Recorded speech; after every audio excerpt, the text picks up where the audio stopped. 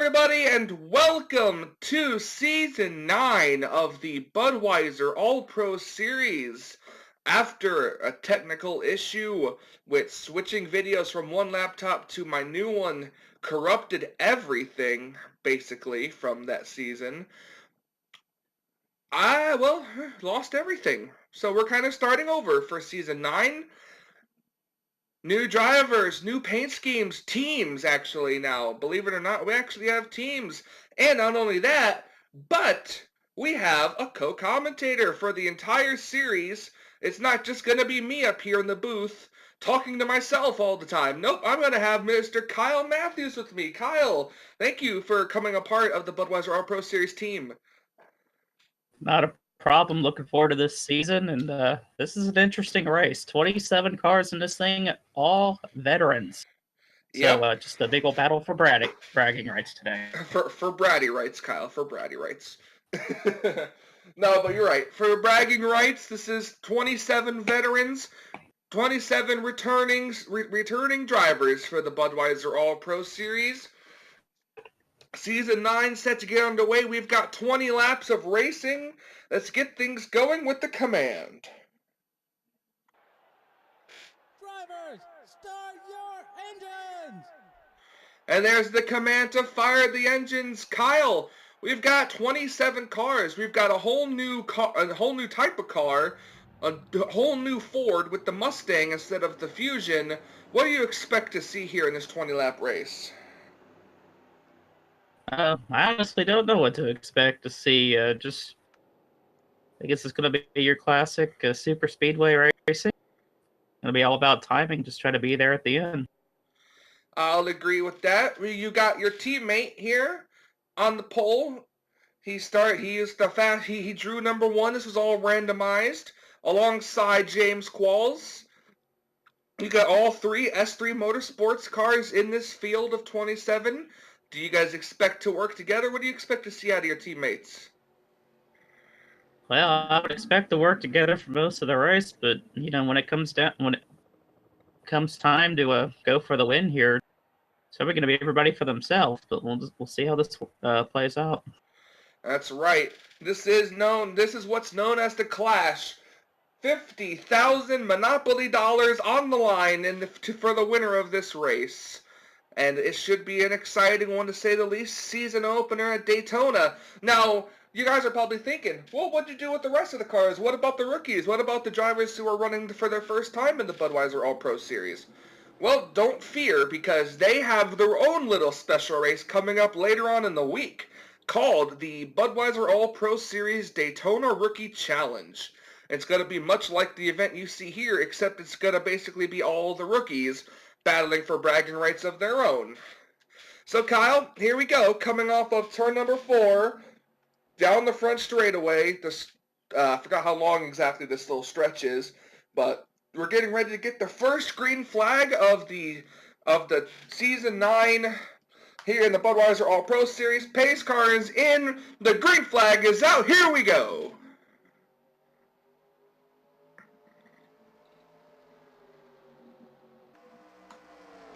Charles Sanford got off to a really good start there. Looks like James Qualls didn't get going on the outside, but Sanford moves up in front of Qualls. Yep, Charles Sanford moves up in front of Qualls. I almost said Claus. That's going to open the door. Almost going to open the door to the inside for JT Bryant, driving the number 12 for Young Motorsports. And then that's going to open the doors. Here comes Mr. Pepsi Man himself, Preston Plord, down the inside. Kind of surprised that both Sanford and Bryant they could move to the outside. Looks like that's not where you want to be right now. Oh my God! How did they save that? Oh, that was Kev Shearer, and I think he got a hit. Was that Cole Deaver behind? Oh yeah, I definitely believe it was Cole Deaver. But wow, I don't know how they saved that, but they did. That's gonna cut up this pack here. Looks like a bit of a breakaway after that. That's true. Bit of a breakaway. Here comes Chris Dollarton in the 83 machine.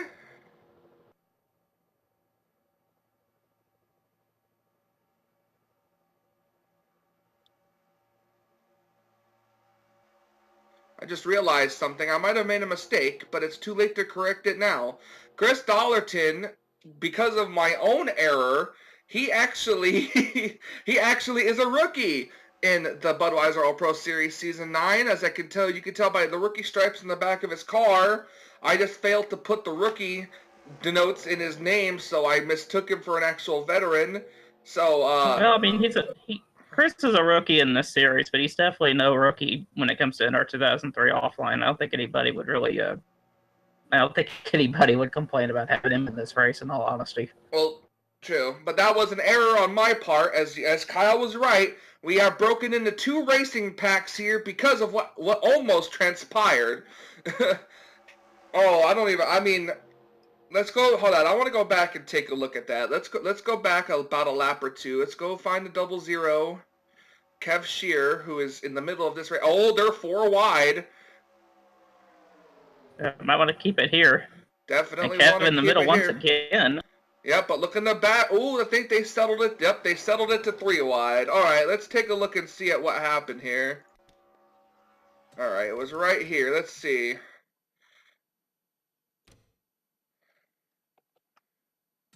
think it was coming to complete lap number 1.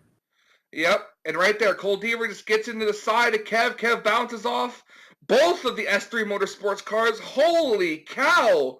How did they save that? Yeah, bounced right off Shelton and into Sanford. And that's a great job by everybody there. I mean, just to keep things going, that should have been a huge wreck. I cannot believe that. As we're back at live action now, I can honestly say I cannot believe that Kev Shear saved that race car. I can't either. That was a hell of a save, and it makes me wonder now. Please get well. Actually, I think I was about to say, I wonder if this pack can catch the top, I'd say 10 or so, but it looks like they might be able to. Yeah, with the way look, you can see them. They're getting closer because the front pack here is all kinds of spread out here. 4 laps complete, working lap number 5. You got the number 17. That's Jordan Lopez. He made his debut last season in 8.1. I want to say he was driving for the same car, but I don't quite remember. Here comes Shane Lake. He made the switch from, I believe it was he drove the 47 last year. He switched over to his own team, DPI, driving in the 43 car, and here he has his teammate stuck in the middle there, Preston Plord, right behind him. Well, sort of right behind him. Jonathan Zorline in the 88 car coming up here as well. He used to drive the 5 car last season. Now he's in the 88. Yeah, Mercedes is. Go ahead. You've seen Zorline run the 5 in a few other series as well. And it looks like, everybody is back together here. Yep. Only a 20-lap race, so these guys don't have a whole lot of time. I mean, 20 laps, that's still a decent amount at Daytona. It definitely want to be in the lead pack, and everybody is now, thankfully. Here comes another 3 wide battle for the lead. Here comes JT Bryant once again. Back to the inside with Preston Plord pushing. Love the paint scheme on that 12 car, the Ryan Blaney PPG of paints car. Boy, look at being pushed by Preston Plord.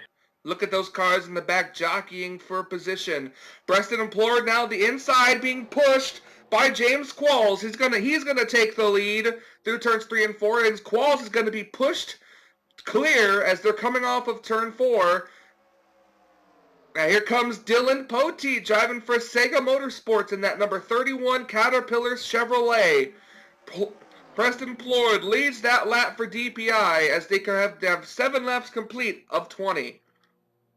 Ooh, look at Dylan Poteet there. He's going to try to block. Maybe nope, he can't. Here comes defending series champion Dylan Young down the inside line.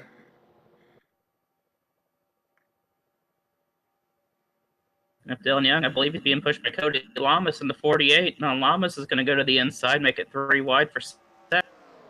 Yep, 3 wide for second. Down the inside he goes. Cody Lamas going to be pushed clear. Daniel Voiles, and here comes Kyle Matthews as well.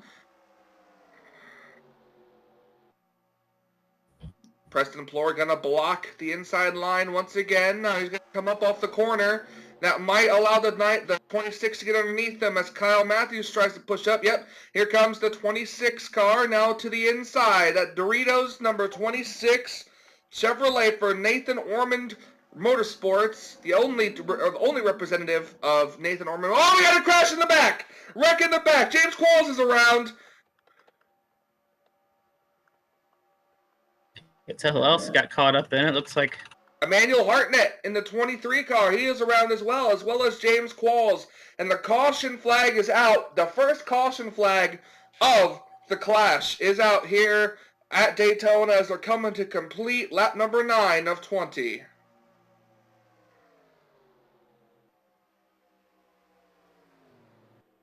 the 26 wins the race back to the line. And I think we got away with just a 2-car crash. I believe we did too, as these cars kind of go all around to make sure they don't run into each other as these cars begin to slow for pacing. It's a good job by these drivers being aware of others as this car start to slow down here. Qualls and Hartnett. Looks like just some minor cosmetic damage for the two of them. I don't think it'll slow them down too much. They could probably get it repaired on pit road for those two and possibly still be in it. So we're going to go back and we're going to take a look and see at what happened off of turn number 2 to bring out the caution for the first time today. All right, here we are looking to see at what happened to James Qualls as they're coming through. To come through the turn here, you see Qualls kind of move down to the inside. Do you think maybe he gets turned by Shelton? Yeah, he does. Okay. Shelton off of turn number 2. I don't know if Qualls was trying to come down and close the door or what, but Shelton turns the 70 car down the back straightaway, spins around, and Emmanuel Hartnett really just had nowhere to go. I don't know if Qualls thought he was clear or what there, but they just ran out of room, and that wreck could have been a lot bigger than what it was. Because Qualls was right there in the middle, and he had a lot of guys, a lot of cars behind him. I agree. Let's watch on board Jess here.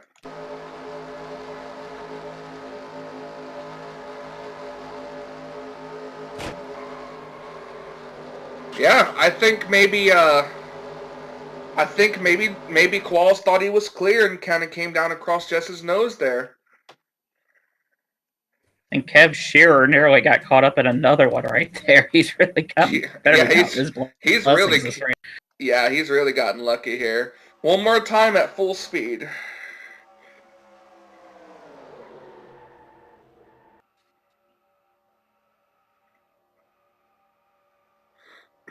Really got to worry about the Emmanuel Hartnett here, but we'll see what happens as we're getting ready to get the green flag to resume racing here in the clash.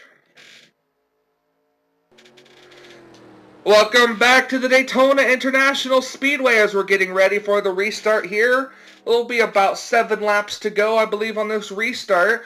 We'll go through your top 10 rundown real quick. Daniel Voiles, Andrew Davis, Johnny Gardner, Cole Deaver, Jay Jefferson, Nathan Hudson, Levi McIntyre, Jordan Lopez, Preston Plord, and Benjamin Miles is your top 10 as we're getting ready to take the green flag. Pace car dives in. We're going to have about 7 laps to go on the restart. Kyle, it's really going to get interesting. Yes, it is. Single file restart. It looks like the 8 and the 3 jump to the outside immediately. I don't think that's going to work out for them, though. That's the 21, not the 8. Oh, the 21. It looks like the 8, but it's really the 21. Yeah, it looks like that Daniel Hemrick car from last year, but might not have worked out well for the 21, but Cole Deaver has a quick spot if he wants to try to get in line in front of the 99.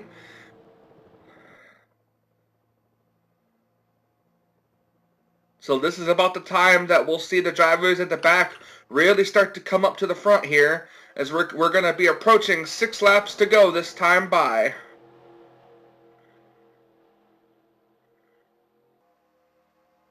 Look at Benjamin Miles in that 25 Hertz car. He's coming up here. pushing the 17 on the inside line. He's got Seth Cole, Kyle Matthews, and Chris Dollarton up here as well. Yeah, some guys we haven't really even mentioned this entire race. Like you said right there, Seth Cole's one of them might work his way up there now. Now, all the 26 car Daniel Voiles has to do is work the draft. He just has to work the draft, keep the cars behind him in line, and he'll be able to walk away with this. Here comes Benjamin Miles to the inside, and here comes the 17 car going to duck low, and the 17 is going to look for the lead. Great move there by the 17. Looked like he was behind the 26. Dove to the inside. It gets in front of all that momentum on the bottom. Here comes that orange Snickers car to the inside. Never mind. Here comes Kyle Matthews being pushed by Chris Dollarton. 5 laps to go in the clash. 3 by 3 by 3 behind, and Kyle Matthews forces his way to the inside. Yeah, 17 tried to slam the door on the 09. He had none of it. Put the Kings Island Chevy out front for the time being. The 09 car goes to the outside, and it looks like the 83 car couldn't quite go with them. That's going to open the door. Oh no, they're going 4 wide for the lead. Dylan Young. I almost said Talladega. Oh no. Oh boy, this is going to be 4 big. wide for the Lotus. Oh no, and there goes Chris Dollarton. Dollarton is the only one that gets spun out of that. Oh my gosh, watch out. Oh, there goes Shelton. Uh-oh. Oh, that's not going to be good for that 02 if she comes flying up the track. Okay, but wow. How did they... Once again, they wrecked, but no caution this time. How could that... How is it... What is going on, Kyle? They were 4 wide for the lead. How was that a single car spin?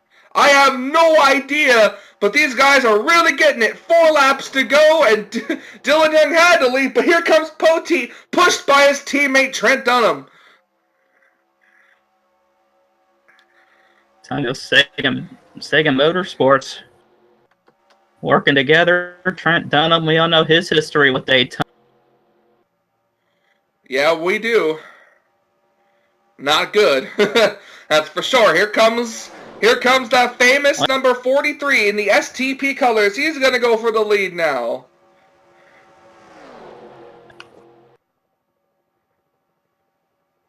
Three laps to go. I might have said that a little bit early. 3 to go. Here comes the 09 car once again back on the inside. Yeah, I saw the 09 on the very high side of the racetrack. How the hell he was able to make it back to the bottom that quickly, I don't know, but... Probably from all that wrecking that almost happened. That could have been, definitely. Oh, and Kyle Matthews slams the door on the 21 car. Now he jumps up to the high line. Is he going to be able to slam the door once again, going down the inside?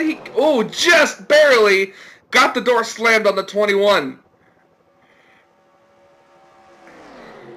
Kyle Matthews just mirror driving at this point. Kyle Matthews has to mirror drive. Here comes the 84, going to look down low of the 21. That's going to be what Kyle Matthews wants to see in his rearview mirror. Possibly, nope, not, oh, look at that, wow.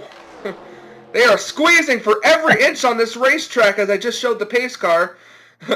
Every inch they are squeezing. Kyle Matthews is out. Remember, Kyle Matthews went all of season 8.1 winless. He sees the white flag for 1 lap to go here in the clash. Can he keep behind the 11 just car? Hear it now. If that 09 wins us, I can just hear it now. Oh, look at the run the 11 is getting, but question is, will the 11 stay in line or will he duck out? That's going to be the question. Here comes the 3. Cole Deaver. Here comes the 11, ducking to the inside, but with no help.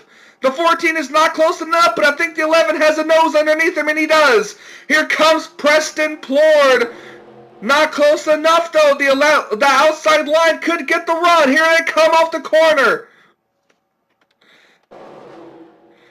It's going to be a battle for the lead. They're coming to the line, but it's going to be Jay Jefferson taking the win in the clash. Oh, and we have an accident after the clash. Oh, it's the big one.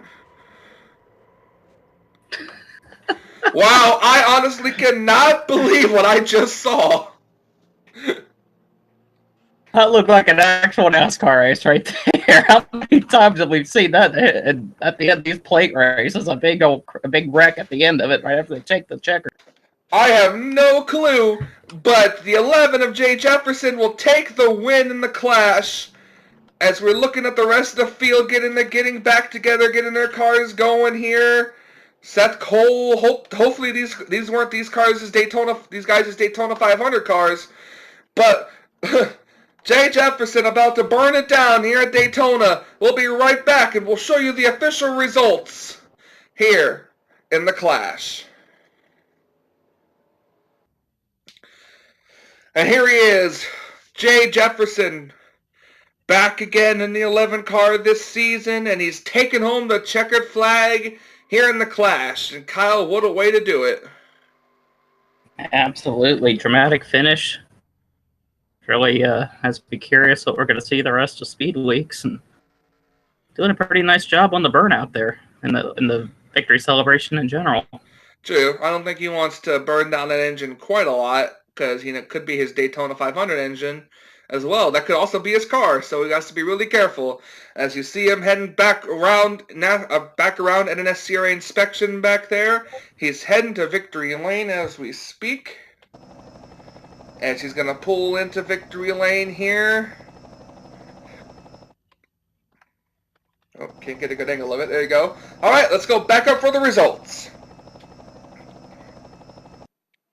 All right, the 11 car is burning it down as we speak, but we're looking here at what happened, and I can't believe that Chris Dollarton was the only car to spin out in this one. They were 4 wide for the lead, and Chris Dollarton goes, "Oh, look at this! Look at the 9 car, make it the 9 and the 02 car going below the yellow line here." Luckily, they don't really improve their position, so not gonna really be a black flag on that one.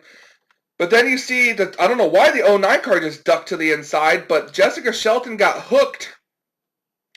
I think, on Kev Shearer. Right? Yeah. That was the 9 car, not the 09. Oh, I said sorry. Yeah, look, the 2 car got hooked on Kev Shearer, and I don't know how Shelton saved it, but she just, well, look at this. It almost looked like Tony Stewart that one year at Daytona in the Busch Series. Yeah, 2005, when Tony came back and won after that, and Jessica does a good job of keeping the car together, got into the wall a little bit, but was able to keep it going. Man, I mean, that should have been, I mean, they're 4 wide at the very front of the field, leaning on one another. How it was just 1 car to go around, it just blows my mind. I don't know.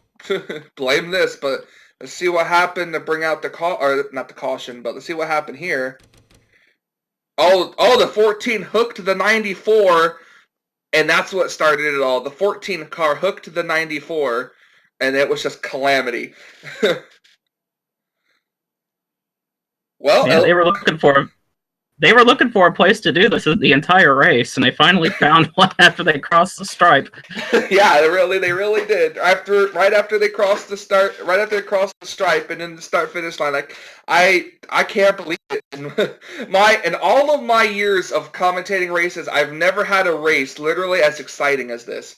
I mean, except for maybe the finish of Talladega one year when a certain person who won't be named won it surprisingly over Trent Dunham, but this is definitely definitely moved into the #1 spot, and it wasn't even a points race, and it wasn't even the full field.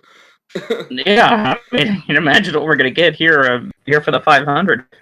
That's right. As we're taking a look at the official standings, Jay Jefferson with the win, Kyle Matthews in 2nd, Preston Plord 3rd, Andrew Davis 4th, Cody Lamas in 5th.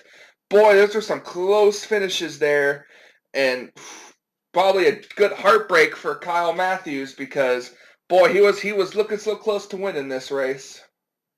Yeah, I mean, they all just ganged up, all kind of ganged up on him there at the end. Did a nice job of mirror driving the entire time, but just not able to hold off that 11 car. So nice job by Jay Jefferson to take the win. Absolutely. Well, ladies and gentlemen, thank you so much for joining me and Kyle. We are the official voices of the Budweiser All Pro Series Season 9, and we got a lot more to come in Speed Weeks, including the Budweiser All Pro Series Daytona Rookie Challenge, which we hope will be as exciting as this one.